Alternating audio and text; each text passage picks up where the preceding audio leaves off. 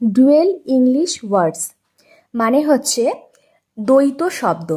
কিছু কিছু শব্দ আছে দেখবে আমরা দুবার করে ব্যবহার করে থাকি, যেমন গরম গরম, আদব কায়দা, পোশাক আশাক, ঘন ঘন, তাড়াতাড়ি, থেমে থেমে, এই ধরনের শব্দগুলো।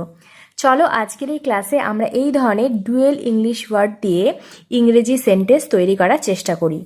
যারা স্পোকেন ইংলিশ শিখতে চাও তারা একদম ঠিক ভিডিওতে ক্লিক করেছো, কারণ আমরা যে কথাগুলো নিজেদের ভাষায় বলে থাকি সেগুলোই তো আমরা ইংরেজিতে বলতে চাই।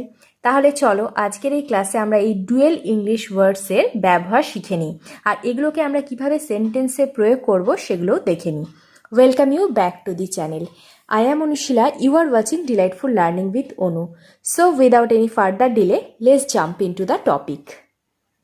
আমাদের প্রথম শব্দটা হলো গরম গরম। যখন কোনো কিছু খুব গরম, মানে কোনো খাবার বা চা খুব গরম থাকে, তখন আমরা বলি গরম গরম, মানে ভেরি হট। এর ইংরেজিটা হলো পাইপিং হট। পাইপিং হট মানে গরম গরম। চলো এক্সাম্পল দেখে নিই। চলো গরম গরম চা পান করি। Let's have a piping hot tea. Let's have a piping hot tea.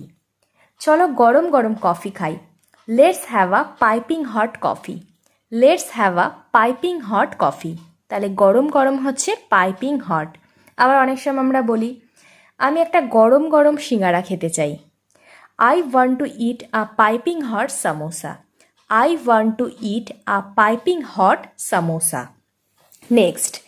Next দেখি দ্বৈত শব্দটা কি আছে। আদব কায়দা, যেটাকে বলে শিষ্টাচার। এর ইংরেজি হচ্ছে এটিকেট। এটিকেট তার মানে হচ্ছে শিষ্টাচার বা নিয়মকানুন। তিনি শিষ্টাচার জানেন না। He doesn't know the etiquette. He doesn't know the etiquette.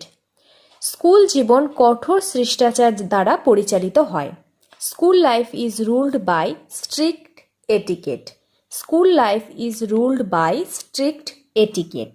তাহলে এটিকেট মানে হচ্ছে আদব কায়দা বা শিষ্টাচার। নেক্সট হচ্ছে পোশাক আশাক। এর ইংরেজি হবে আউটফিট। এমনি পোশাক আশাক বোঝাতে আমরা ড্রেসও বলে থাকি, কিন্তু একটা সুন্দর শব্দ হচ্ছে আউটফিট। তুমি একটা সুন্দর পোশাক পরেছো। You are wearing a beautiful outfit. You are wearing a beautiful outfit.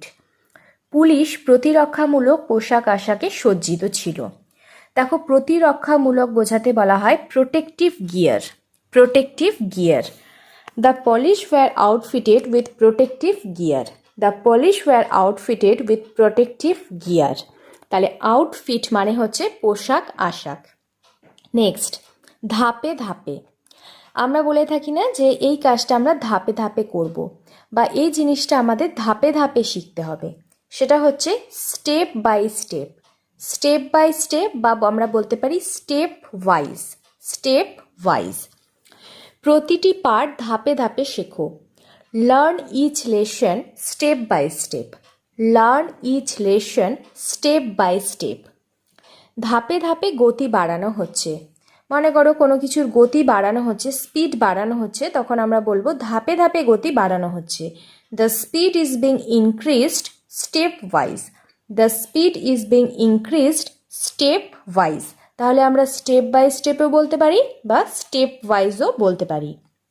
Next কানায় কানায়।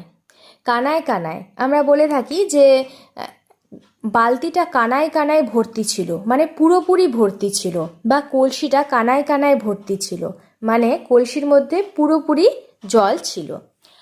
কানায় কানায় হচ্ছে to the brim. To the brim. গ্লাসটা কানায় কানায় পূর্ণ আছে। The glass is full to the brim. The glass is full to the brim. কলসিটি জলে কানায় কানায় পূর্ণ ছিল। The pitcher was filled to the brim with water. The pitcher was filled to the brim with water. Pitcher মানে হচ্ছে কলসি, তাহলে হচ্ছে টু দ্য ব্রিম এখানে আমাদের অ্যাড করতে হলো। পরের দ্বৈত শব্দটা হচ্ছে থেমে থেমে। আমরা বলে থাকি যে ট্রেনটা থেমে থেমে যাচ্ছে, বা থেমে থেমে বৃষ্টি হচ্ছে। এর ইংরেজি হচ্ছে ইন্টারমিটেন্টলি। ইন্টারমিটেন্টলি মানে থেমে থেমে। থেমে থেমে বৃষ্টি হচ্ছে, ইটস রেনিং ইন্টারমিটেন্টলি। It's raining ইন্টারমিটেন্টলি।